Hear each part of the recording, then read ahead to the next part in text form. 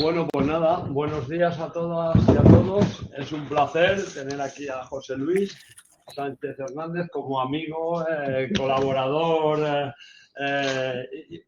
íntimo dentro del proyecto de Alisos y que, bueno, llevamos una trayectoria ya en común y es un placer que haya venido aquí a explicarnos.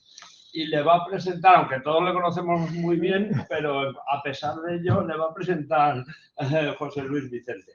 No contaba con presentación formal y todo, no hacía falta. Muchas gracias. Bueno, para mí también es un honor, también primero como ex estudiante de la Universidad de Salamanca, siempre es un placer encontrarnos con compañeros. Bueno, he intentado hacer un resumen, espero que no sea demasiado breve, pero es que la trayectoria de José Luis Sánchez es muy extensa. Es catedrático de Geografía Humana en la Universidad de Salamanca, en el Departamento de Geografía, dentro del grupo de investigación TEIDE, Territorio, Innovación y Desarrollo. Es licenciado en Geografía e Historia por la Universidad de Deusto, con la especialidad en la UCAM, entre el 84 y el 89. Y doctor por la Universidad de Salamanca, con la tesis Ejes de Desarrollo y Articulación Territorial, el ejemplo del eje Irún-Aveiro, con premio extraordinario de doctorado en el 94. Pertenece al equipo editorial de revistas como, por ejemplo, Polígonos, Investigaciones Regionales, Norse Geographic, no sé qué idioma es. Noruego. Y Terra Revista de Desarrollo Local y también Estudios Geográficos. Ha sido profesor invitado en el Departamento de Geografía de la Universidad de Bergen. De acuerdo con la Universidad de Salamanca, actualmente tiene 54 artículos, 56 capítulos de libro y 11 libros. Las temáticas son estudio de la industria agroalimentaria y su relación con el desarrollo rural y regional, el desarrollo teórico de la geografía económica, los fundamentos espaciales de los procesos de innovación o las prácticas económicas alternativas que, en propias palabras de José Luis, pretenden sustituir, transformar o desbordar el actual modelo de capitalismo globalizado, financiarizado y neoliberal. Ole. Un poco... Actualmente... Por eso digo que pretenden. Actualmente existe en Castilla y León del proyecto Alisos, del Plan Nacional compartido con el IEGD en Madrid, cuyo IP es Javier Sanz, y el proyecto versa sobre las redes alimentarias sostenibles como cadenas de valores para la transición agroecológica y alimentaria, implicaciones para las políticas públicas territoriales. Y bueno, en propias palabras de José Luis Sánchez en ResearchGate, dice que disfruta con la geografía económica, así que espero que disfrutemos todos con la presentación que se titula Redes, Iniciativas Alimentarias Sostenibles, de la hibridación a la transición alimentaria territorializada. Pues muchísimas gracias, José Luis, por esa presentación tan emotiva. Nunca me habían hecho una más bonita, tengo que... Nada, al final salimos aquí en boda, ¿eh? O sea, joder, cómo está el patio, ¿eh? La primavera, macho. Nadie es ex estudiante de la Universidad de Salamanca, si es de la Universidad de Salamanca para siempre. Eso por una parte. Muchas gracias, Javier Sanz, por la invitación, que efectivamente tiene lugar ya no solamente en un marco de colaboración académica, sino de una amistad y compartir muchas ideas y muchas formas de ser sobre lo que es la labor investigadora. Gracias a los que os habéis desplazado aquí a esta sala Manuel Terán, en la que tantas veces nos hemos reunido ya, geógrafos, economistas agrarios y colegas interesados por la economía y el territorio. Y gracias también a quienes os habéis conectado en vuestras casas. No os veo, pero espero que la presentación os resulte atractiva a los presentes y a los remotos y podamos luego debatir un poco sobre esta cuestión de las redes, iniciativas alternativas, sobre todo en su versión más orientada a la sostenibilidad, las conductas y los comportamientos que tienen, donde muchas veces hay esos procesos de hibridación, de mezcla de usos y de prácticas, y cómo luego al final propondré algunas ideas que he ido madurando en este tiempo de Alisos y quizá y recuperando temas de investigación antiguos, como alguno que compartí con Silvia Gaetano en tiempos pasados, que me están haciendo repensar un poco qué puede ser la transición alimentaria, hacia donde podíamos continuar investigando a este respecto en tiempos útiles.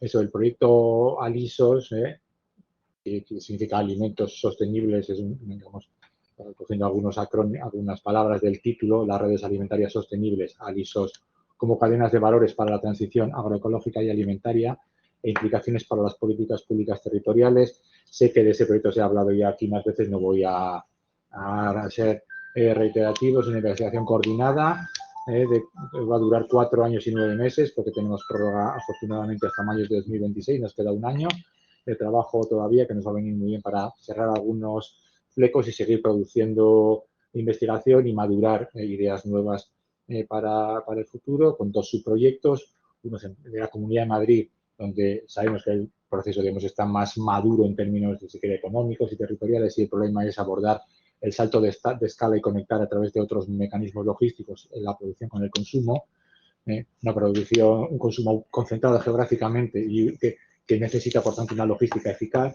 mientras que en Castilla y León el problema es el contrario, es una región de baja densidad, con poco consumo interno y además disperso geográficamente, y muchos pequeños productores también atomizados, y donde las complejidades las pondré de manifiesto después, pero se enfrentan a los productores y los consumidores al efecto importante que creemos tiene el modelo territorial de la región en las opciones para que estas actividades vayan madurando. Hemos participado gente de muchas universidades, centros de investigación, ONGs.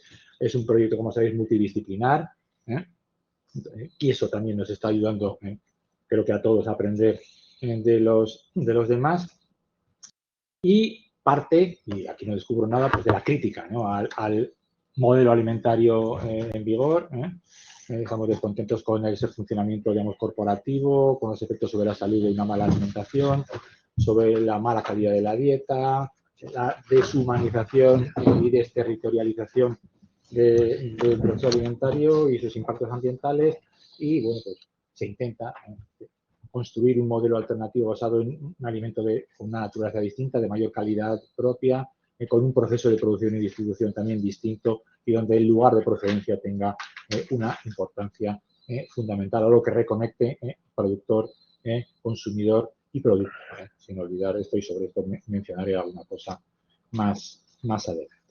Los objetivos de ALISOS, el mapa revela un poco los contrastes del modelo territorial. Tenemos la región más densa de España y la menos. Y creo que eso está funcionando muy bien a la hora de comprender que estas son actividades alternativas, sí, pero económicas también, que tienen que responder a unos desafíos concretos, tienen que superar la fricción de la distancia, tienen que ser afectadas por los umbrales de demanda y de consumo, pero los quieren resolver esos problemas de una manera, digamos, diferente a lo que hacen las grandes corporaciones agroindustriales, de la distribución. Hemos identificado las redes existentes, un proceso que nunca se acaba. Hemos identificado, analizado y considerado sus valores, y que entendemos que son una cadena de valores en plural, económicos, sociales, políticos y ambientales. Hemos analizado sus patrones de localización hasta cierto punto, y se puede todavía, creo que, hacer algo más, y hemos tenido alguna dificultad más para el tema de las políticas, pero lo resolveremos razonablemente en el año que nos queda. ¿Qué papel están jugando las políticas públicas en ayudar a que este modelo nos dé ese salto de escala y pueda superar esas dificultades que encuentra derivadas de los condicionantes territoriales? Las hipótesis van justamente en esa línea. Entendemos que estas redes tienen unos valores diferentes, que mencionaré después, que se expresan a lo largo de toda la cadena de valor y la convierten en una cadena de valores, y donde interactúan productores con consumidores, con distribuidores, es donde a veces los valores hay que ajustarlos, hay que negociarlos, no siempre fluyen, se conservan incólumes desde el valor original del productor hasta llegar al consumidor. A veces hay que, para superar esas limitaciones, en fin, pues renunciar a un poquito a algunas cosas o a otras, o adaptarlas a los contextos, y entendemos que, por tanto, para difundir o bloquear esos valores, esos puntos de contacto son importantes. La hipótesis 2, digamos, es netamente geográfica. Estas redes dependen de las características de los condicionantes geográficos regionales, y el modelo territorial afecta y se ve afectado por el desarrollo de estas iniciativas. La logística Es una debilidad crónica, un tema que habéis prestado mucha atención en Madrid y que a nosotros en las entrevistas en Castellón también ha sido señalado como una dificultad. ¿Cómo voy yo? Tengo que llevar 20 pollos a 100 kilómetros, me cuesta 40 euros ir y venir, pues no me compensa. Y ya está, eso nos lo han dicho montones de personas, ¿no? ¿Y qué papel entonces pueden desempeñar las políticas públicas para eventualmente apoyar a las actividades y convertirlas en algo más rentable? Y por tanto entendemos que la capacidad que puedan tener estas redes para impulsar la transición alimentaria será función de las hipótesis anteriores y de la consistencia de las políticas públicas que sabemos que en ambas regiones son tirando a escasas. Señalo en azul eso porque recuperar al final esa idea de la transición alimentaria como un proceso territorial. Hemos definido en las redes o iniciativas, ahora nos gusta más llamar las iniciativas porque es verdad que no todas actúan en red, el productor individual es un productor, aunque está integrado en una red mayor. O sea, modalidades de organizar, producir, distribuir, consumir alimentos con principios y prácticas que promueven un modelo alimentario que respeta la naturaleza, la salud, donde se procura distribuir el valor económico de manera más equitativa entre los implicados, minimizando siempre que sea posible el número de intermediarios, operando también cuando sea posible, y aquí el tema de la extensión grande o pequeña de los territorios juega un papel fundamental, intentar operar en proximidad geográfica y que, digamos, se gobiernan esas redes en la medida de lo posible a través de mecanismos democráticos y participativos basados en la confianza entre quienes se involucran en estas actividades. Esta es la tipología de redes o de iniciativas que hemos inventariado y que intentan abarcar toda la cadena de valor y sus valores subyacentes, los inputs, bancos de semillas, de tierras, abonos, la producción agrícola y ganadera, la transformación, opciones de distribución que son relativamente numerosas como veis y finalmente soluciones desde el consumo. Aquí tengo una tipología que por una publicación reciente, que ha salido recientemente, estaba escrita desde hace algún tiempo, una tipología genética, ¿no? De quién es el actor que promueve cada una de las actividades, basando que la producción, pues son productores, pero luego hay mecanismos de intercambio directo entre productor-consumo, pero otras están más promovidas desde los propios productores, otras por los consumidores y otras, digamos, por los minoristas o incluso por la restauración sostenible. Son formas de ordenar lo mismo de diferentes maneras. Y asumiendo esa idea de fondo que decíamos antes de que estas redes se diferencian realmente de las cadenas alimentarias de valor que conocemos todos por los valores. De valores que hemos intentado agrupar en 6 categorías: la justicia y la equidad social, la creación de comunidad, el cuidado de la salud, el respeto por la naturaleza, el apego por el territorio local y esa búsqueda de la justicia económica. Cada vez veo, últimamente, no sé si tenéis esa impresión, los que estáis más en la literatura como yo, que cada vez hay más artículos sobre los valores. Me está dando la impresión que cuando las alertas y tal, últimamente me han llegado 2 o 3 de Agriculture and Human Values, de otras varias, sobre los valores, cuáles son, cómo se mantienen o se pierden, cómo se refuerzan. Me da la impresión de que hemos sido un poquillo pioneros, aunque no es un tema que hemos inventado nosotros, ¿no? Pero me parece que hay algo que a la gente le está llamando más la atención. Es un tema que además las personas, antropólogos y antropólogas que trabajan en ALISOS han desarrollado bastante bien y han obtenido unas publicaciones que, en fin, es meritorio haber sacado adelante. El inventario, como decía antes, se hizo, y esto lo conocemos, aquí en Madrid lo hizo Germinando y nosotros lo hicimos, digamos, por el mismo procedimiento, las universidades de Valladolid, de Salamanca y la Fundación Entretantos en Castilla y León, digamos, buscando actores vinculados a la producción sostenible de alimentos y en el ámbito de los productores certificados. Claro, es un mundo en sí mismo, solo aquellos de los que tuviéramos constancia que estaban vinculados con canales cortos, etcétera, no producir lechugas ecológicas y venderlas en el supermercado, ¿vale?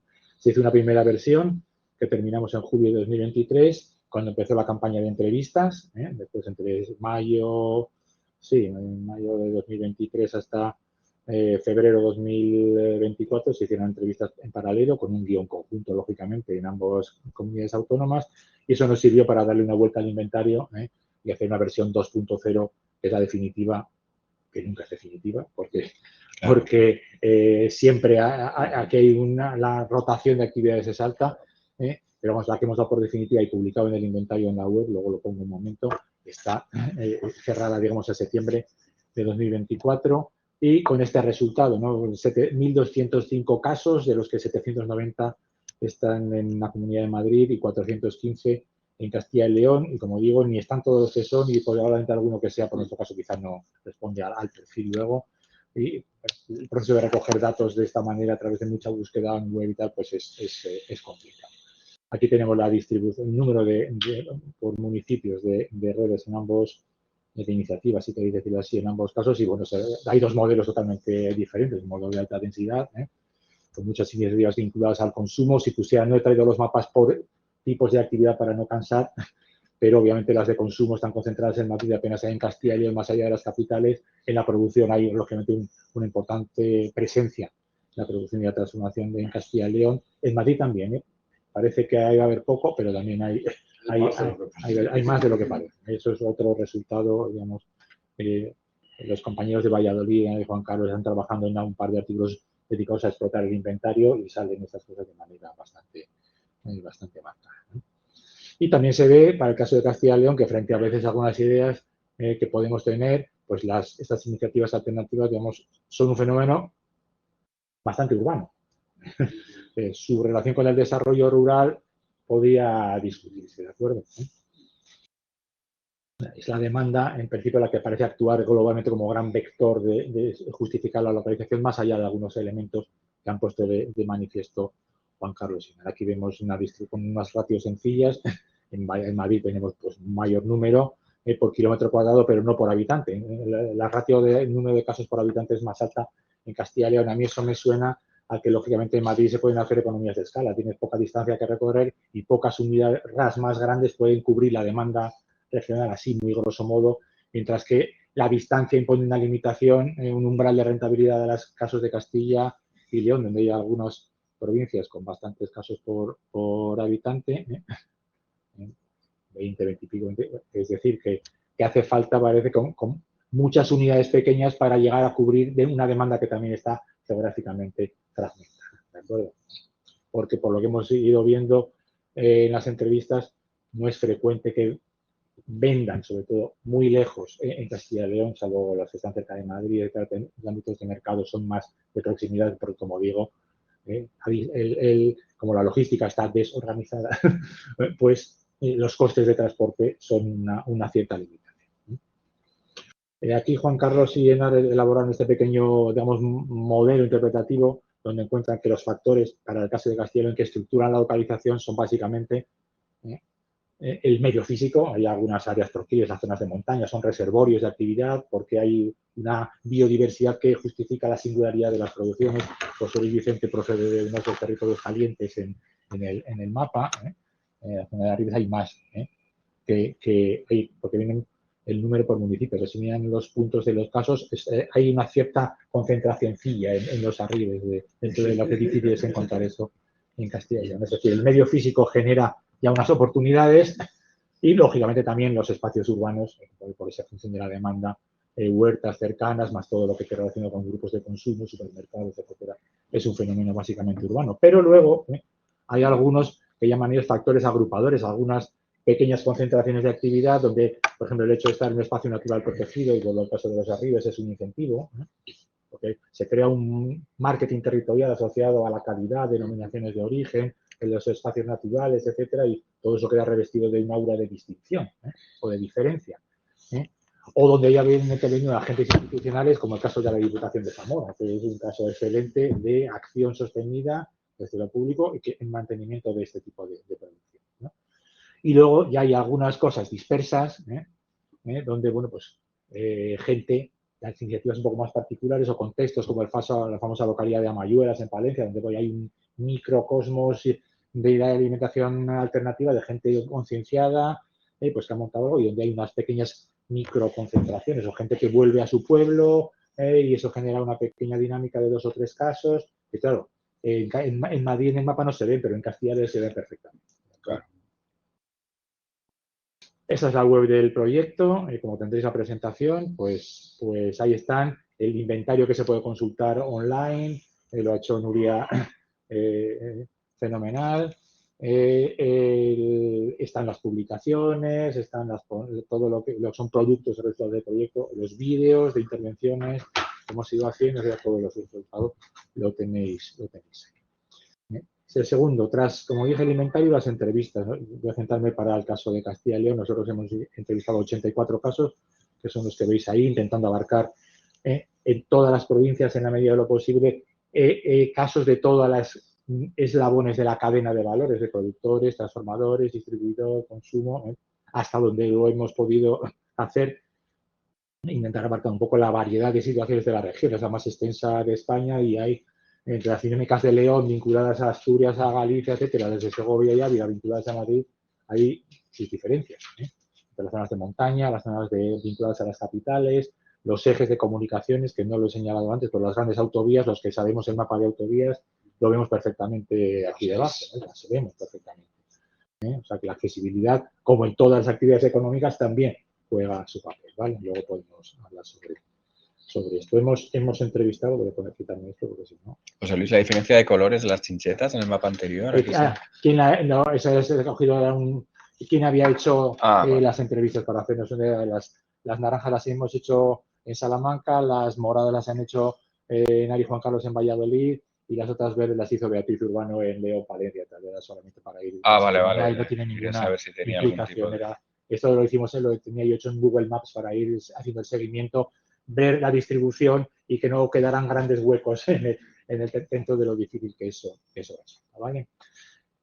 Muy en bruto, le dije a la Trasti que hiciera una nube de palabras con todas las entrevistas y después de limpiar un poco esos términos que aparecen que son irrelevantes, porque a veces pues teníamos una entrevista que es los llanos de Gredos y era larguísima y había muchas entradas, la respuesta a los llanos de Gredos y aparecía Gredos. Sí, es una lata, todo eso es una lata, sí.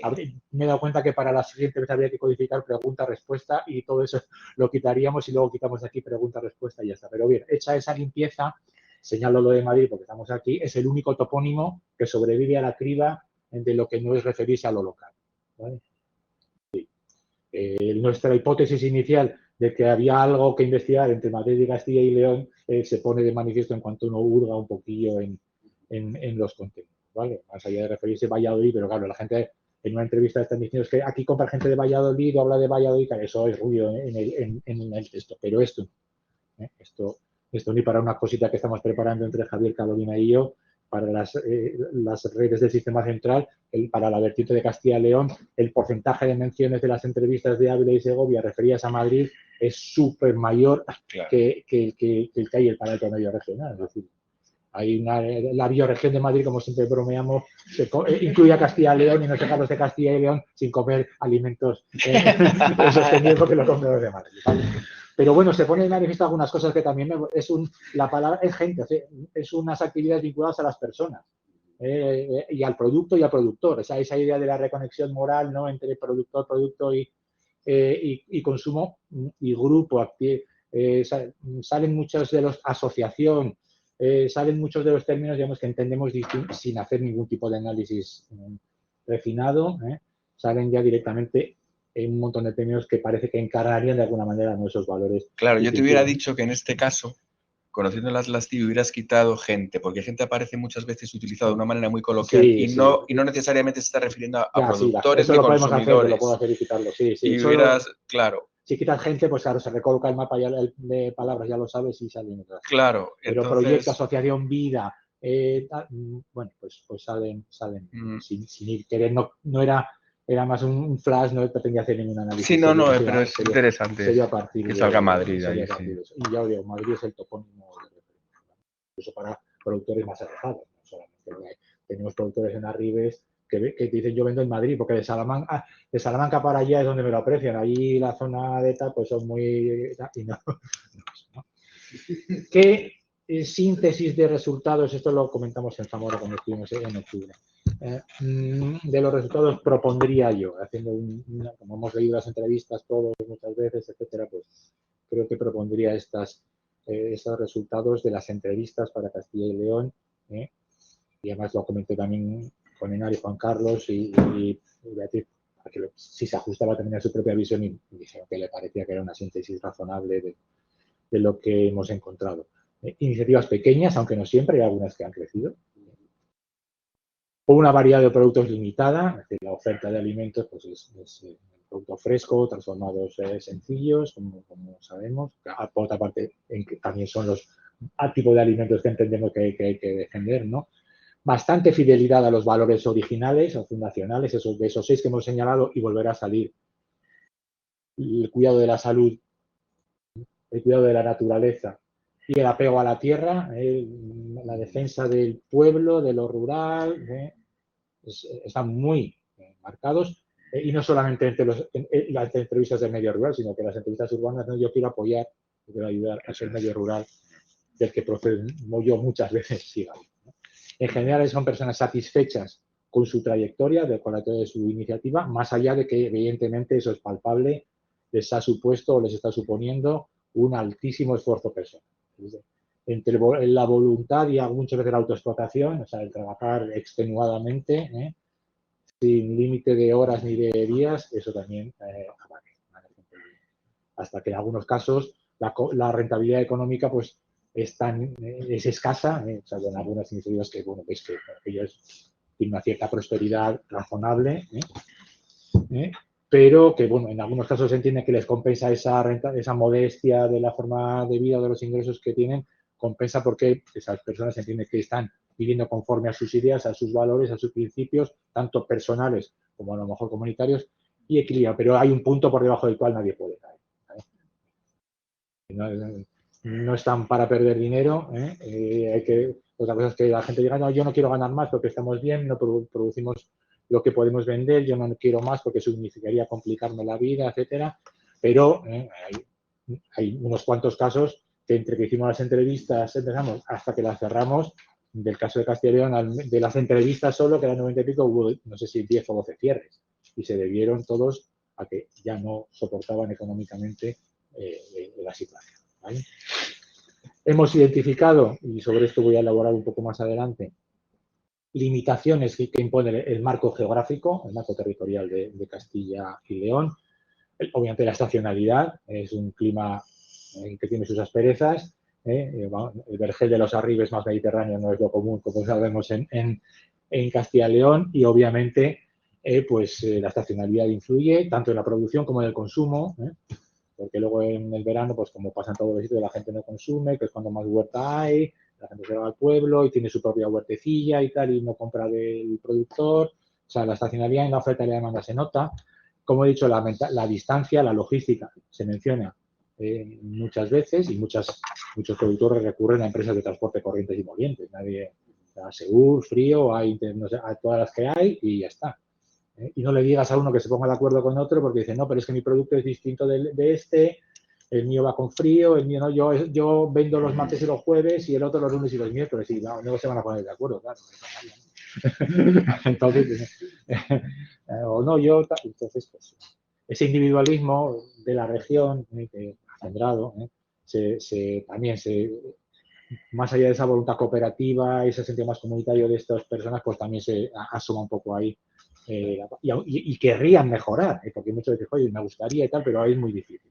Y luego, bueno, un problema, digamos, general de mentalidad del que se quejan mucho, ¿no? Que la gente ve con recelo lo ecológico porque piensa que es cosa de hippies o de ultraizquierda, o las administraciones, salvo algún caso concreto, como digamos, son señaladas sistemáticamente como entidades poco amistosas con esto, o bueno, pues la gente simplemente del pueblo que dice, va, si tú haces lo mismo que yo, pero porque yo tampoco le he hecho nada. Y mucha gente, yo donde menos vendo es en mi pueblo, porque o todo el mundo tiene huerta o no vendo nada. O sea, no vendo nada, nadie de cercanía me compra, porque la gente da por supuesto que yo hago lo mismo que hace él, entonces pues para eso, para que lo voy a comprar. Y los puntos de consumo, etcétera, en las ciudades o de venta, pues son unos pocos supermercados eco-bio, donde uno entra y además hay poco surtido local. Son supermercados corrientes, pero con cosas. ¿Vale?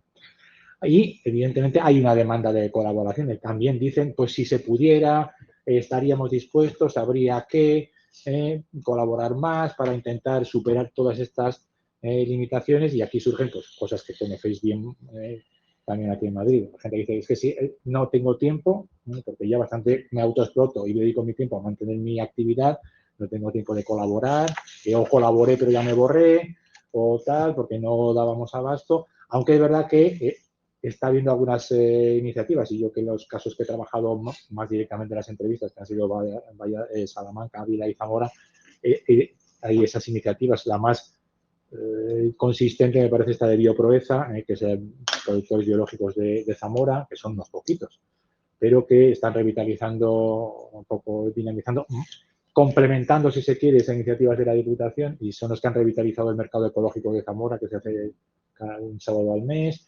En Salamanca, la Asociación de Operadores Ecológicos de Salamanca también está intentándolo, aunque hubo ahí una división entre los fundadores, luego tuvieron que refundar estas cosas típicas del asociacionismo, que a veces las limitaciones principales proceden de las propias personas, no de la materia sobre la que asociarse. Pero bueno, y luego también hay en León, en Valladolid, sabemos, no es el único caso, porque hay iniciativas de colaboración también que ha habido con Agrele en León, en Valladolid todo el ecosistema alrededor de Valladolid, que también ha atravesado dificultades importantes, en Palencia también, o sea, hay pequeñas cosas, pero nunca llega a articularse algo más allá.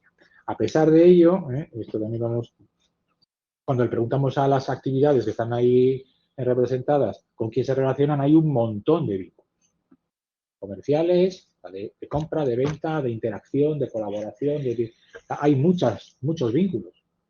Y entendemos que esos vínculos deberían ser activos o recursos que cabría encender para intentar colaborativamente superar esas limitaciones que, como digo, impone la atomización, el individualismo, la distancia, el aislamiento y la separación, porque donde donde se han creado esos pequeños marcos locales de interacción, donde ha habido un poco, no sé si llamarlo de liderazgo o de visión, o de gente con ganas de ir haciendo algo más allá, se han conseguido esas pequeñas cosas que hemos ido viendo, y lo que ha faltado en ocasiones a veces ha sido el apoyo público. En el caso de Valladolid y Valladolid, pues ha sido bastante claro. Cuando cambió el gobierno municipal, pues lo que había pues se ha ido prácticamente abajo. En cambio, en Zamora, donde se ha mantenido a lo largo del tiempo la política de la Diputación de apoyar la agricultura ecológica, pues tenemos un marco de vínculos. La red, creo que una de las redes está, creo que es la roja, que está muy pequeño, es esa articulación en torno a lo que sería Zamora. Actores de Zamora o vinculados, o sea, que siendo una de las provincias, digamos, que parece intrascendente, que parece que solamente ahora desde Madrid es un sitio donde para el AVE de camino a Galicia, pues no, hay más entorno y mucha vinculación. Y luego el morado es Valladolid, arriba, y la red importante de actores con los que colabora, de productores con los que se vincula. O sea que habría ahí, eso lo hicieron en Ari Juan Carlos en otra publicación, y habría, y va a elaborar, también están otro artículo explotando esto con mayor determinación y mayor profundidad, y ahí hay un recurso que se podría Bien, a partir de estas constataciones, como geógrafos que somos muchos de los investigadores en Castilla y León, nos hemos preguntado, ¿esto cómo influyen de verdad las condiciones territoriales de Castilla y León? Pero podríamos preguntarlo para Madrid o para otra comunidad, en el funcionamiento de estas iniciativas y su capacidad realmente para impulsar una transición biorregional basada en valores. Y recupero aquí la hipótesis. Aquí estaríamos muy vinculados al H2, ¿no? Las RAS son muy dependientes de las características o del modelo territorial regional. Bien.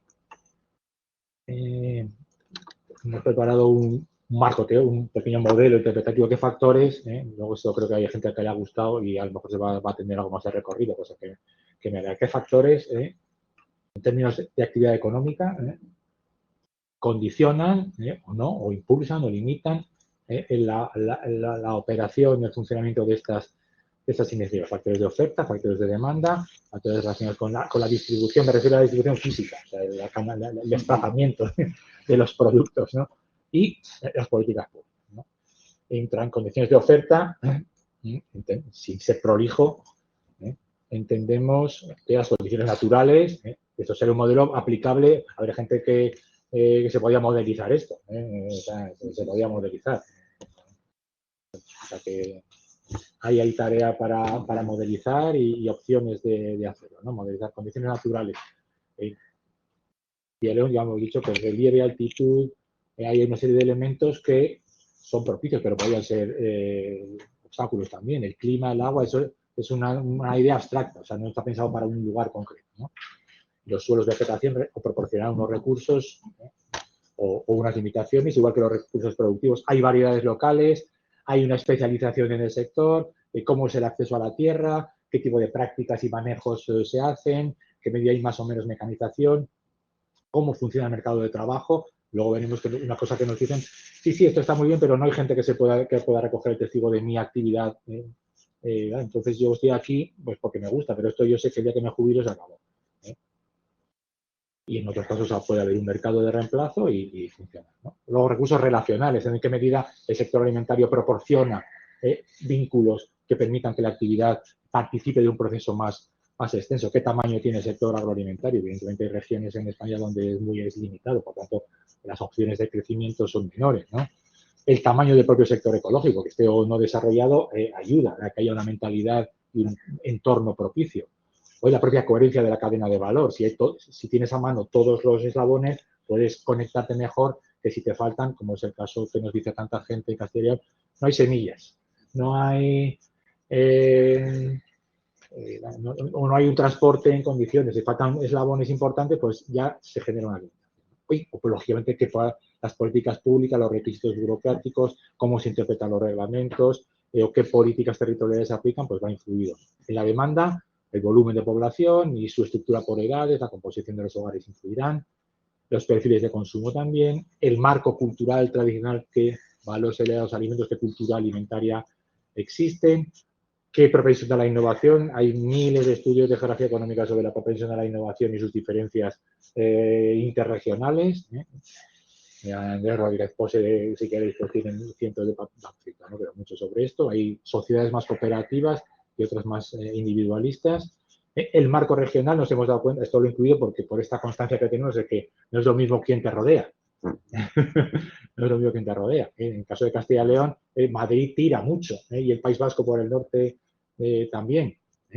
Entonces, ¿dónde es tu ubicación respecto de otros mercados de abastecimiento y de producción o de consumo? Puede tener un papel y, de nuevo, sí que políticas públicas por el lado de la demanda existen. Y en medio, los problemas puramente geométricos de la distribución. ¿Qué distancias hay entre productor y consumidor? ¿Cuál es el tipo de jerarquía urbana? Tenemos una jerarquía urbana bien articulada que permite que las cabeceras comarcales funcionen como aglutinantes, o hay mucha distancia, hay mucha macrocefalia acusada y en la pequeña aldea no puede llegar bien a la gran ciudad. ¿Cuál es el modelo de poblamiento? Si es más concentrado, más disperso, la red viaria, la accesibilidad, cómo están organizadas las cadenas logísticas. Todos esos factores entendemos que tienen una influencia importante y lo hemos pensado esto para Castilla y León. Y vemos que claro, hay mucha de una valoración, no sé qué, un tanto cualitativa y a partir de las entrevistas. Insisto, esto creo que con gente cualificada que existe de sobra aquí y en el entorno y con datos se podría intentar modelizar, ¿no? Las condiciones naturales para el caso de Castilla y León, visto lo que nos han dicho y lo que hemos visto, creo que son favorables globalmente.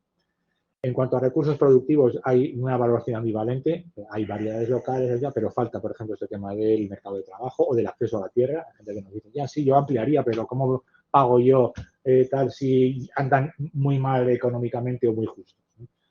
Los recursos relacionales escasean, como digo, hay muchos huecos en las cadenas de valor y las políticas públicas no son las más adecuadas.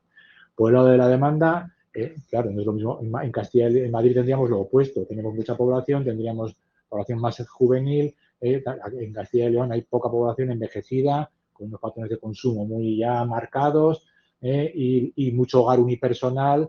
Y sabemos el esfuerzo que supone a veces abastecerse de alimentos en estos locales donde hay 3 patatas, 5 tal, y luego hay que ir al otro sitio a comprar la carne y a otro los huevos. Pues claro, vas a un sitio, te coges todo y ya sabes. La cultura, como digo, es hay una cultura de mucho valor de la alimentación tradicional, porque es la tierra de las denominaciones de origen, de las marcas de calidad, de garantía, todo eso. Eso yo creo que ha marcado mucho la mentalidad de la gente. Esto es la calidad alimentaria, la certificada, digamos, o en todo caso la ecológica certificada. Las políticas públicas de Castilla y León han ido a eso completamente, ¿eh? Y estas otro tipo de cosas suenan un poco raras, ¿no? O extrañas, ¿no? Y lo demás, en Castilla y León, al menos en mi percepción desde de los años que yo vengo, es que la mentalidad individualista está muy marcada y la propensión a cooperar y tal es limitada.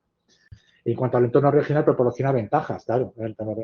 Puedes fabricar en Salamanca o en Segovia y vender en Madrid, pero eso, digamos, comercialmente es una oportunidad, pero pierdes la opción de constituir un marco comercial, una cadena de valor más autocontenida en la región, y las políticas públicas, como digo, pues no han sido nada, no hay compra pública y no hay ninguna cosa concreta para favorecer los canales cortos más allá de los mercados que hay algunos una vez al mes en casi todas las capitales, menos en Salamanca. Bien, en ese contexto geográfico, económico, social, interactúa, es un argumento que planteo y que hemos escrito, condiciona esos valores o el ejercicio, la práctica concreta de los valores y las motivaciones. ¿Cómo llevamos a la práctica la voluntad de construir un sistema alimentario, digamos, bioregional, alternativo, en ese marco geográfico con sus pros y con sus contras? Es lo que conduce, en mi opinión, a esas prácticas híbridas. Esas prácticas donde, digamos, eso que se me ha ocurrido llamar hibridación adaptativa, porque sabemos que la hibridación tiene mala prensa en el ámbito de la economía, de la alimentación crítica y sostenible, porque es bueno, pues sí, estás cooptado, has asumido los valores de las multinacionales, de Carrefour, de tal, ya no eres tan auténtico, ya estás pervertido, chica. Eso, como además en el proyecto anterior a este, nosotros también con Mari Juan Carlos y otros, tenemos las economías alternativas, vamos a decir, puras, bancos de tiempo, trueque, moneda social y tal, y cualquier cosa que sonaba a eso ya era el anatema total.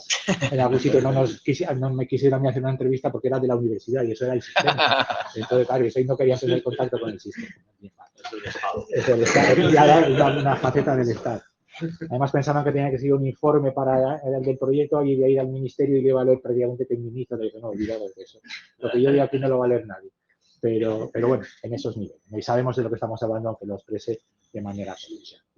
Pero yo creo que, un poco, creo que esta conducta o este modelo de hibridación que impuesto, aunque no de manera explícita, pero sí generado por el contexto geográfico, esa adopción de prácticas, es decir, semejantes hasta cierto punto, ¿no? a la empresa alimentaria convencional, no es más que una manera de adaptarse a un marco territorial que no es propicio, que genera una cierta adversidad, una manera de afrontar limitaciones y seguir avanzando, porque la alternativa, un poco de detalle, sería, pues me olvido, ¿no? Si no puedo ser puro y no quiero ser capitalista, pues me voy a mi casa. Pero para mantenerse en medio, yo creo que es mejor que haya 0,5 que haya 0. Vale, que querríamos que hubiera 1, pero 0,5 es más que 0. Entonces, digamos, sobre todo, y aquí nos hemos basado sobre todo en las entrevistas de Zamora y Salamanca, pero creo que es extrapolable leyéndolas todas, ¿no? Como las hemos leído al caso de Castilla y León. Los valores dominantes son los que hemos señalado. Cuidado de la naturaleza, estar apegado a la tierra, producir cosas sin química, el desarrollo, el desarrollo local y rural. Mucha gente, yo estoy aquí porque estaba mi familia, he convertido la explotación de mis padres que era convencional en ecológico, he querido hacer las cosas diferentes, estábamos quemando el suelo, me decía alguno y tal. María Charro, me acuerdo de decir, estamos quemando, hay que hacerlo. Y adoptar la certificación ecológica que por otra parte ha sido promovida por los programas PIDER, etcétera, como una forma de... Está ahí, es una herramienta, ¿no? Y ha habido gente que ha dicho, yo he entrado aquí porque creo que es más rentable el segmento bio o eco que el de la alimentación local tradicional. Hay un mercado y a precios superiores me da un poquito más de margen y puedo vivir. Y alguna gente que estaba en otras cosas, que tenía un restaurante, pues ha puesto un chisme de una pequeña tienda, una huerta o de cerdos o de pollos y tal. Busca diversificar. Para ello adoptan, y ahí es donde señalo en ese centro, esas prácticas que creo que tienen 4 objetivos. Mejorar la eficiencia, en términos de funcionar mejor.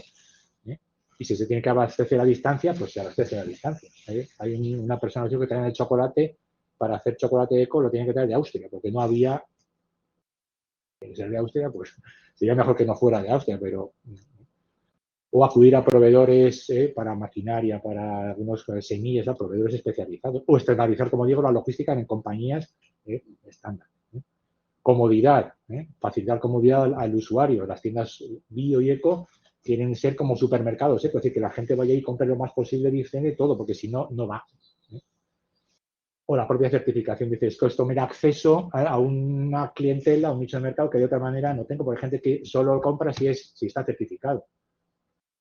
Es un recurso que entiendo que hay que aprovechar, ¿no? O para eludir la regulación. Hay gente que, dadas las trabas, lo sabemos, pues yo ya he dejado de estar certificado porque estudiar. Me cuesta tanto dinero al año y yo ando muy justo y además me obligan y me lían y ya está. Y con eso hago uno de hecho, con eso me ahorro un poquito y compito puedo bajar un poco el precio y compito un poquito el precio, digamos que es una práctica que extendida entre la alimentación convencional. Entonces, bueno, alguien dice, pues si hago esto y tal, pues me ahorro unos pequeños costes y como estoy muy justo, esto me permite un poquito más de margen o ser un poquillo más competitivo. Y buscar la rentabilidad, es decir, el negocio, la actividad tiene que darme unos ingresos, no tiene por qué ser estratosféricos, pero tengo que vivir de esto y como digo, vendo a distancia, vendo online, hay algunas actividades de cooperación. Cuando hay esos entornos locales, pues el de quesos, el de mermeladas y el de colaboran, se venden unos los productos de otros, se ayudan, eso está muy bien. O algunos dicen, no, pues he dejado de comprar esto y esto porque era muy caro y reduzco costes para poder ser un poco más competitivo. ¿Qué se consiguen resultados? Pues como digo, son los que he dicho antes. La gente está contenta porque hace lo que quiere, distribuye alimentos saludables, construye comunidad y entiende que está arraigado en su marco territorial, en su marco de origen y eso le da un valor importante. Aunque lo regional, compro una región, sí, bueno, como en León, en Soria, hay una región extensa, la región es gigante, es decir, ¿no? La proximidad se define en función de la escala que tiene cada uno en su cabeza. Entonces, Madrid regional debería ser de Madrid, ¿no? Pero en Castilla y León regional son 94.000 kilómetros cuadrados, que como sabéis es más grande que en muchos países de la Unión Europea, pero es regional, ¿no? Y como hay esa cosa del alimento regional, etcétera, pues es un argumento que, digamos, legitima comprar a distancias que, digamos, van mucho más allá de los 100 kilómetros que entendemos como el estándar del alimento de proximidad. Y limitaciones, como digo, hay mucha controversia, la que sabéis todos, sobre la certificación, que sí es un instrumento digamos, que está cooptado, que es una ventaja para las grandes marcas, pero otros dicen, yo lo adopto, lo asumo, porque me da acceso a canales de venta adicionales, claro, a los que tengo. Claro. Todos coinciden en el desinterés de la administración, salvo en la provincia de Zamora. Entendemos que el impacto económico de esas actividades en el volumen que es lo que se mueve en facturación y empleo es muy pequeñito. Hay, como digo, mucha autoexplotación y barreras a la cooperación. La hibridación de todo este tipo de conductas orientadas a la eficiencia, a la comodidad para el usuario, cumplir con la regulación de la manera más simple posible y obtener una rentabilidad razonable, son prácticas híbridas que generan unos resultados y ayudan a mantener un poco estas actividades. Apuesto por el concepto de hibridación adaptativa. Por tanto, en términos puramente críticos, pues no serían tan alternativas en la vida real, si se quiere, en la praxis cotidiana. Entiendo que el marco geográfico explica ese recurso a prácticas híbridas, que son prácticas pues para continuar operativo, hay que ganarse la vida, y eso lo dice mucha gente, porque si no, no. Y desde luego no muestran incomodidad por hacer este tipo de prácticas. Alguno dice, joder, me gustaría comprar si hubiera local, si hubiera semillas, a mí me gustaría comprar cerca, pero no hay, y claro, si no hay, yo tengo que adquirirlo donde lo hay. Puedo buscar un proveedor que me haya recomendado a alguien que sé que es sensible a, digamos, que tiene un carácter crítico, que eso busca otros valores, que hay gente con la que hay una proximidad cognitiva, una proximidad moral, que es un elemento importante, aunque busquen fuera o lejos, por así decirlo, pero bueno, pero está lejos, ¿no? Y se juega ahí un poco, pero nadie dice, mira, uno de los 94, uno era un auténtico killer de la alimentación ecológica. Ese iba al negocio puro. He visto caer a muchos. Digo, esto no se dice así. Pero uno de 94, pues para que haya biodiversidad en la muestra, ¿no? Pero no era representativo. Es decir, que la gente no muestra incomodidad cuando tiene que decir, bueno, pues tenemos que hacerlo vender en un supermercado, que había gente que vendía quesos en Carrefour en Barcelona y los producía en la provincia de Zamora. Bueno, pues ya está. No les parecía extraño, o exportaban. Hay gente que exporta, no hay mucha, pero alguna gente que exporta o importa, pero había deseo de acortar los canales, pero cuando no había opciones, pues es lo que hay, ¿no? Entonces, como idea, ¿no? Como es un argumento de artículo, en entornos territoriales poco propicios, entiendo que las prácticas híbridas ayudan a estas redes a sobrevivir, a generar pequeños entornos alternativos que sustentan, estoy extendiendo mucho, la transición alimentaria. Salto. ¿Y en qué resultados? Y aquí no voy, es un poco, insisto, sobre lo anterior. También construimos otro pequeño marco de referencia para ver un poco qué impacto podían tener las redes en desarrollo territorial. Es un poco lo que ya he dicho. Esto, como doy clase de la asignatura se llama Desarrollo Territorial y Local, pues lo apliqué, conecté el marco teórico, ¿no? El capital territorial y sus tipos con sus objetivos, que son la sostenibilidad ambiental, el crecimiento económico, la cohesión social y la gobernanza inclusiva, con los valores, ¿no? Que propugnan las redes alimentarias alternativas, que no me entretengo porque más esto está publicado. Y ¿qué resultados obtuvimos de nuevo? Un poco reitero lo anterior y por eso voy a pasar rápido. Los productores se centran en la sostenibilidad y la defensa del territorio, los consumidores en la salud y la defensa del territorio también, y había unos cuantos que, sobre todo, entienden que lo bio o lo eco es una oportunidad también de negocio, puede ser más rentable y por tanto van hacia allá. Y los resultados, interacciones con el territorio, da oportunidades que son las que he dicho ya en el marco anterior y limitaciones que también son las que he señalado. Y en términos de resultados, pues entiende que el crecimiento económico es escaso, sobre todo se refuerza la cohesión social, yo creo que ahí es donde la gente está a gusto de estar conectada con personas afines a sus principios y a sus valores. El argumento prioritario es la sostenibilidad ambiental y, bueno, como decía antes, en estas dos provincias hay algo de intentar articular marcos de gobernanza cooperativa. ¿Vale? Pues si lo queréis, ese artículo está publicado, está el enlace en la web del proyecto. Por tanto, adoptando prácticas híbridas, las redes se adaptan al marco territorial poco propicio en este caso, ¿no? Sin que ello implique renunciar a los valores fundacionales distintivos, lo cual permite que esa desarticulación de la cadena de valores, esa falta de elementos de la cadena de valor que impone un marco regional tan singular como el de Castilla y León, suponga una quiebra total de los valores. Y por tanto, yo creo que esa hibridación adaptativa lo que también se puede interpretar como un proceso que atrae recursos del ámbito convencional al alternativo, por decirlo de manera dicotómica y simple, drena recursos de fuera adentro para que estas actividades continúen funcionando y supone una solución dinámica, ¿no? Las perviven en el tiempo, perviven en el espacio e impulsan poquito a poquito la transición alimentaria en marcos muy cercanos, muy locales, muy de proximidad, pero claro, muchos poquitos quizás hacen algo un poco mayor. Y ahí es donde las políticas públicas podían generar acciones concretas de sostener esas iniciativas y promover esas conexiones que los datos demuestran que ya existen. Entonces, se trata de decirle, tú colabora con si ya estáis haciéndolo, vamos a darle a eso un impulso más. Y de aquí salto, y ya no me extenderé, todos estos planteamientos más mis anteriores años de investigador sobre las denominaciones de origen, etcétera, etcétera, me han llevado a reformular un poco, o a proponer una reformulación de lo que podría ser un concepto algo más complejo de la transición alimentaria, que he escrito en este último, esto estaba con otro enfoque, pero al escribir eso en su momento dije, pues sí, esto no solamente me vale para plantear unos escenarios de futuro en el sector alimentario, sino es que estos son direcciones o, digamos, frentes, ¿no?, de la transición alimentaria, que os he mandado el enlace a todos el otro día y está también disponible ya en Alisos.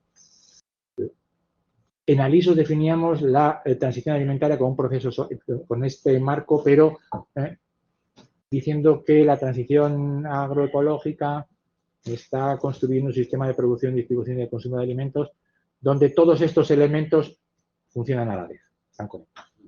Pero yo creo que eso solo es cierto en el ámbito de la transición alimentaria agroecológica tal como la hemos venido entendiendo aquí, pero señalo, yo creo que avanza en distintos frentes y ahora os planteo cuáles, y aquí puede haber polémica y sería bueno que la hubiera incluso, pero vemos que los actores implicados no todos comulgan con esos 4 objetivos a la vez. Hay actores que se preocupan más de la sostenibilidad, otros del territorio local, otros de la proximidad, otros hay diferentes frentes o diferentes niveles o diferentes marcos de actuación. Esto me lo salto porque era el marco teórico que utilicé, pero como os daré la presentación, me inspiré en un autor que leí hace unos años que me gustó mucho, que plantea que hay diferentes formas de entender el mundo actual, ¿no? El naturalismo, basado, digamos, en el mercado, el postnaturalismo, en la tecnología, el ecocatastrofismo, que es donde entraría esto, donde vamos a la catástrofe ecológica, hay que hacer algo, un marco de crecimiento, de economía ecológica, y luego un planteamiento ecomarxista de plantear una nueva economía política global, porque claro, todos estos otros marcos son locales, pero el mundo ya no es local, ni va a volver a serlo. De cómo plantear un modelo económico global diferente, orientado a la justicia en todas sus distintas áreas. Bueno, yo creo que esos 4 narrativas sobre la antropoceno del libro están muy bien, eso lo recomiendo. Sirven para enmarcar esas direcciones, esos frentes, igual frente, ahora está un poco rollo bélico, habría que buscar como direcciones de la transición alimentaria, que serían, yo propongo estos 4.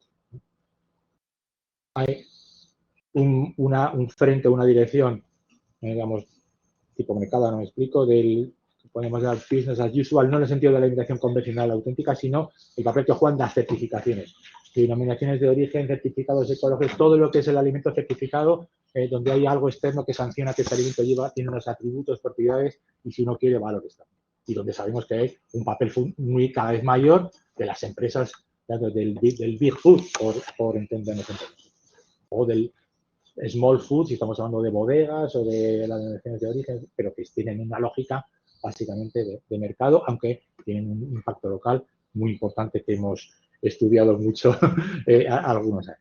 Luego, el segundo, lo que estudia la tesis de mi compañera Marta Potente, del Food Tech, todo esto de las proteínas alternativas, vegetales, la carne cultivada, el agrotech, toda la producción, como se quiere, la segunda o tercera revolución verde, dar tecnología para resolver los problemas del sector alimentario.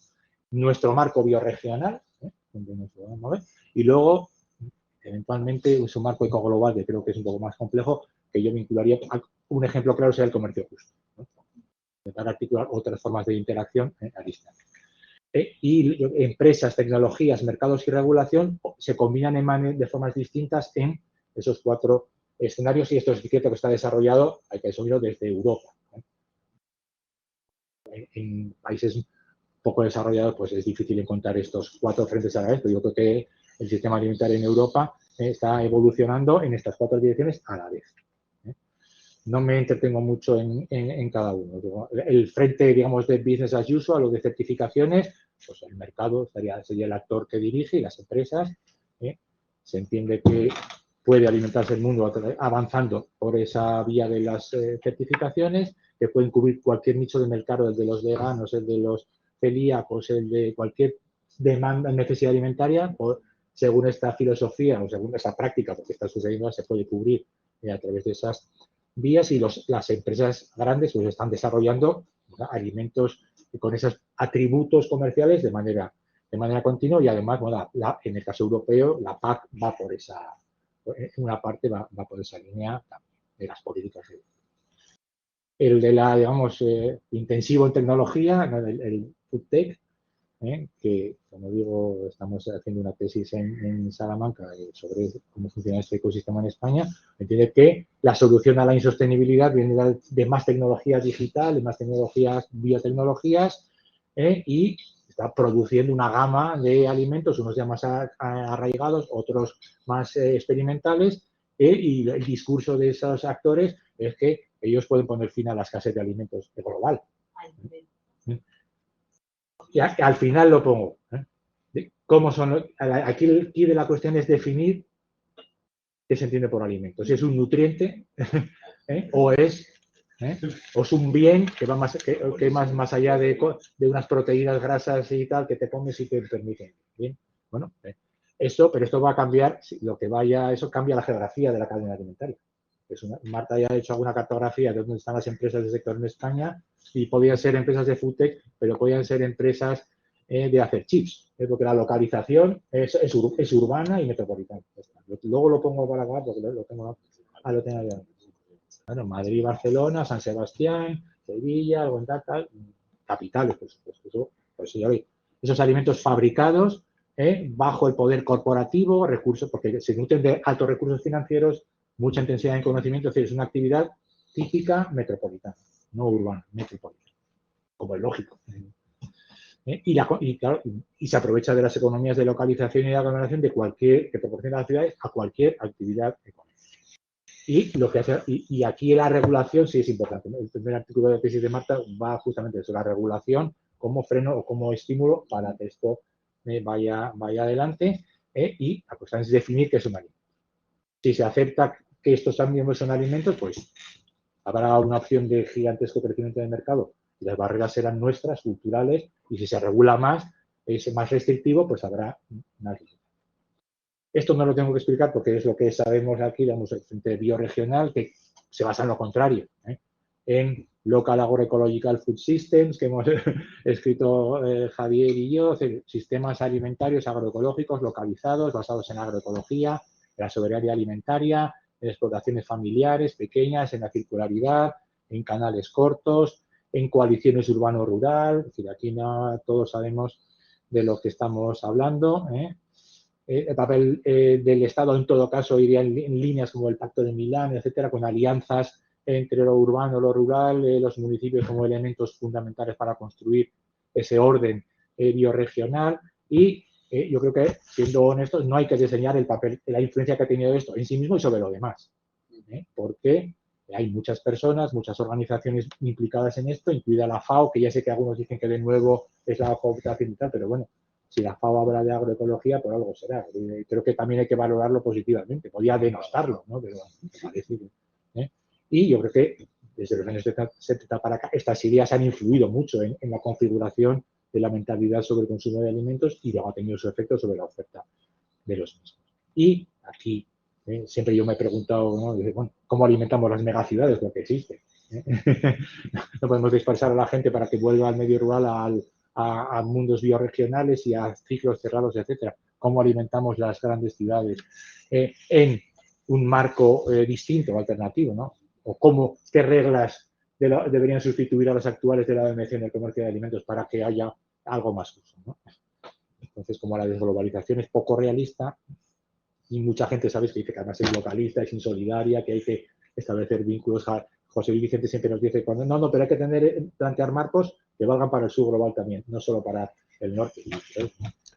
Es donde yo creo que hay menos cosas un poco que sean conocidas, o por lo menos por mí, más allá de, como digo, del comercio justo, que es un poco el paradigma de eso, ¿no? Hay que construir o por así decirlo, bien, si vamos a un mundo bioregional, vale, pero ¿cómo se conectan entre sí las bioregiones en condiciones acordes con toda esta filosofía? Porque no podemos pretender que todo sea bioregional, porque nadie va a dejar de consumir café, ni té, ni cacao, porque exista, no. En las tiendas de comercio justo y en los grupos de consumo se compran claro, o sea que, bien, ya me estoy extendiendo pero ya acá. Entonces, sobre esto entiendo que en perspectiva geográfica, estos 4 frentes o direcciones de la transición no van en cápsulas independientes, están interconectados, ¿no? Al menos en países avanzados, pero están interconectados, por supuesto, en la escala europea, lo entendemos todos, pero a escala regional y local también, coexisten, en mayor o menor medida. A lo mejor en Madrid hay hasta más avanzado el frente, incluso el food tech, y menos el bioregional, pero en Castilla y León el certificado está muy consolidado y el bioregional está más marginal. Es decir, ahí las combinaciones locales o las contingentes de estas son variadas, pero eso es un un proceso geográfico condicionado en qué medida cada región va avanzando en los distintos frentes, está condicionado por sus rasgos territoriales, incluyendo aquí lo regulatorio, etcétera, etcétera, todo lo que he dicho antes. Por tanto, la hibridación en el ámbito de la transición alimentaria va a seguir siendo un fenómeno en vigor, evidente, y porque las prácticas de cada actor en cada frente van a estar influidas por lo que hagan los demás. Eso es evidente. Va a haber coexistencia, pero puede haber cooperación, competencia, hay muchas relaciones que se van a establecer y, por tanto, no hay un modelo único de la transición alimentaria en singular, ya no existe. Hay transiciones alimentarias, propongo ahí, territorializadas, y yo creo, no sé si por deformación geográfica, que el marco regional es el idóneo para analizarlas, ¿no? Más que marcos nacionales o europeos, que tienen mucha influencia, pero la diversidad de elementos que hay en cada región, las regiones son muy desiguales entre sí. En unas es más hegemónico el modelo corporativo, hay regiones más desiguales, otras menos, hay diversidad de patrones alimentarios, de culturas alimentarias, de modelos de poblamiento, de condiciones ecológicas, que esos regionales varían mucho y según el modelo que puse antes, eso afecta a la operatividad de los actores alimentarios. Hay una diversidad regional de trayectorias de la transición alimentaria, como ya hipotetizábamos en Alisos, es una continuidad un poco de eso. Es previsible que lo que prevalezca, aparte del convencional puro, de la comida mala, sea el frente de las certificaciones, porque claro, ya hay mucho poder corporativo ahí, pero yo creo que tanto el Food Tech, dependiendo de la regulación, como el marco bioregional van a seguir teniendo su influencia y será mayor o menor en función de rasgos regionales específicos. Y aquí la teoría multinivel y de la transición sociotécnica pueden ayudar a interpretar esto. ¿Cómo lo interpreto yo? Esto sería es la última. Podemos pensar que la transición alimentaria, al menos podemos buscarles vectores, ¿no? Esos 4 frentes, unos son más críticos, los que están abajo, y otros más convencionales o más capitalistas, lo más estarían las certificaciones y el food tech, ¿vale? Unos son más locales, basados en la valorización de lo local, el marco bioregional y el de las certificaciones, la DO vende el territorio, eso es evidente, y en lo ecológico vende la protección del territorio también, del marco local. Los otros tienen una visión, una perspectiva más global. Y luego, pensando, porque el primero que hice fue el de las 4 cajas y las 2 líneas, local, global y crítico capitalista, pero yo creo que hay más elementos para reordenar los 4 frentes en función, por ejemplo, de los precios de los productos que puedan tener. A lo mejor van a ser más asequibles el bioregional por la proximidad y por la menor ambición de ganar dinero, y el food tech, que pretende producir carne industrialmente, y por tanto a precios asequibles. Hay quien dice que habrá 2 segmentos, de la carne natural para ricos y que la gente humilde comerá carne fabricada. ¿No? Pero eso está escrito ya en muchos papers, no es así una idea de nicho. Mientras que los precios de los alimentos certificados y los ecoglobales, por las propias condiciones, pueden a lo mejor ser más caros. O el nivel de abajo está menos regulado, probablemente, y compuesto por actores es más sencillo, hay menos intensidad tecnológica, actores de menor tamaño, mientras que el nivel superior está en una situación hipotéticamente distinta, más regulación y también actores de mayor complejidad, donde hay más intensidad de tecnología, etc. Lo que pasa es que el eco global, o sea, la globalización sin tecnología. Bueno, yo me refiero no a la forma de producirlo, pero a distribuirlo, evidentemente. Yo tengo la idea cuando hablo con él del comercio justo, que es lo único que se me ocurre que se ajusta a eso. Vale. Eso conecta al productor occidental o del norte global con el consumidor y hay un barco que lleva la cosa de un otro, pero teóricamente tiene que haber sido producido en ciertas condiciones. Y luego, evidentemente, aquí habría que incluir más dimensiones, qué recursos maneja en cada frente, qué redes articula, qué atributos añade a los productos, cómo usa el agua y la energía, qué perspectiva tiene sobre la salud, porque claro, entendemos que food tech enseguida hay gente que le da repelús, otros que dicen pues no pasa nada. ¿Qué papel juegan los elementos de género? Porque todos sabemos cómo funciona este mundo. Las decisiones sobre la alimentación siguen siendo mayoritariamente femeninas, entonces en los hogares, o sea, en el día a día, globalmente.